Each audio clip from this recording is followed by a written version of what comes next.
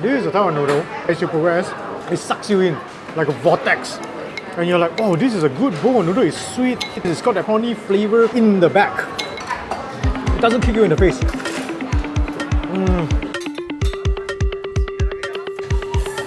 Good morning from Singapore. Looks to be a rather pretty day today. Not too sunny, a little bit of breeze, and we are going to have some prawn noodles. Hey me. Let's go catch that bus. Alright, in the past couple of days, we have visited a few prawn noodle spots, but in the end, I've decided to bring you guys to this spot. They are normally frequent whenever I'm in Singapore. I think they did show a pretty decent rendition of the traditional prawn noodles in Singapore, and it's called Beach Road Prawn Noodle House, located along East Coast Road.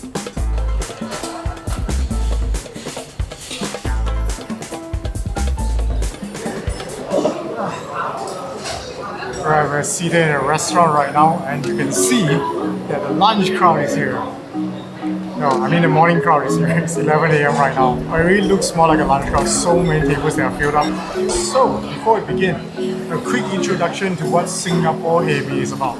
It's basically a bowl of noodles, generally yellow noodles with rice vermicelli, soaked in a brownish clear based broth made from prawns and pork, adorned with beautiful prawns and showered with fried shallots and pork lard.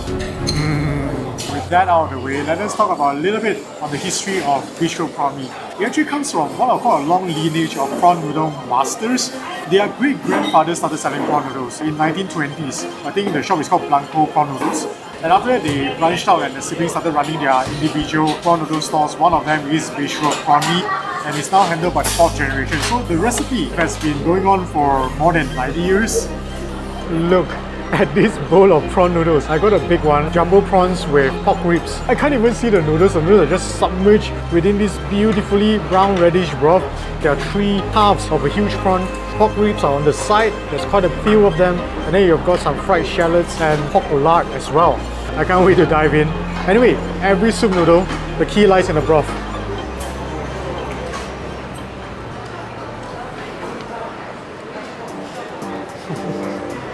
It's as I remember it to be. Lightly sweet, a little savory. You can taste that crustacean flavor, very lightly hanging on the back of the flavor of the broth. There's this saltiness that is blending. I think it's probably like a mixture of soy sauce. You can tell that the broth has been cooked up for a long time. It's actually closer to a pork broth with a depth of crustacean flavor.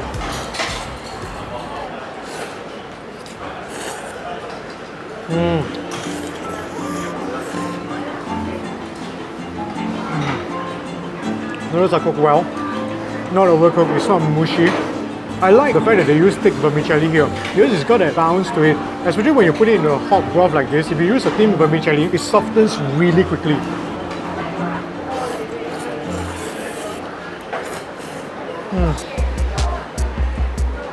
Vermicelli is good.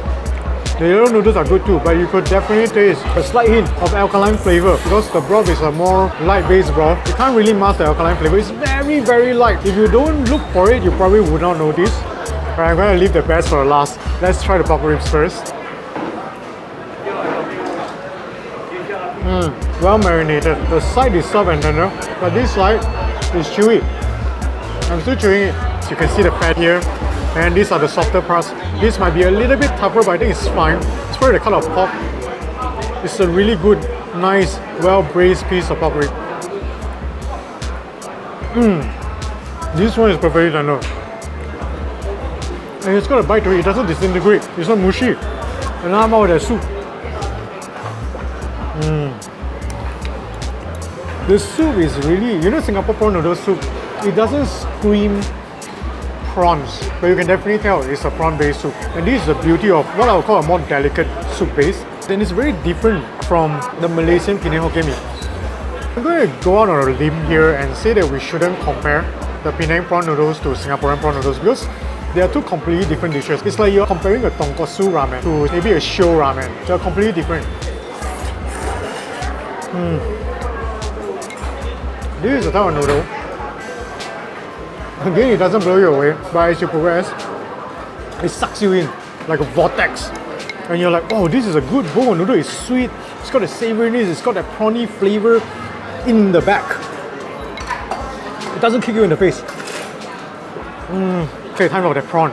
This prawn is called angka. Ocean prawn, wild caught, I think it's called white flesh prawn. And you can see up top here, this tomali, which is the pancreas and liver of the prawn. We call it prawn butter. But this, I don't know what these are because tomali should be in the head.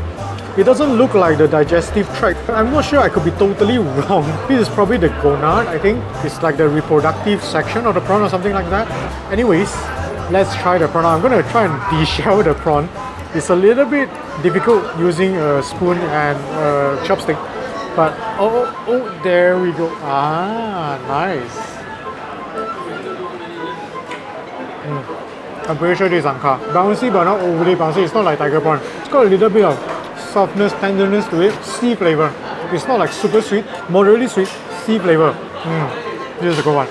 Alright, not gonna let the butter or the prawn here escape. I'm gonna suck out all of this beauty over here.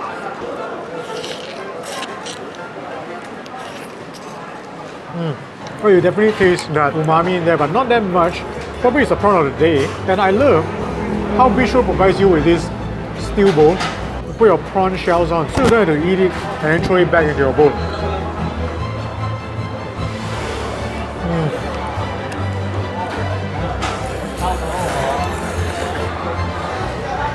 Absolutely delicious.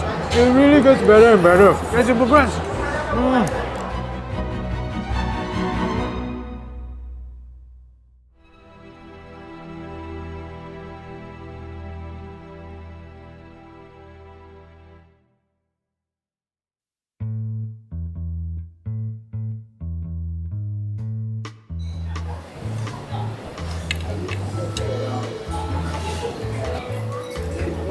Really nice.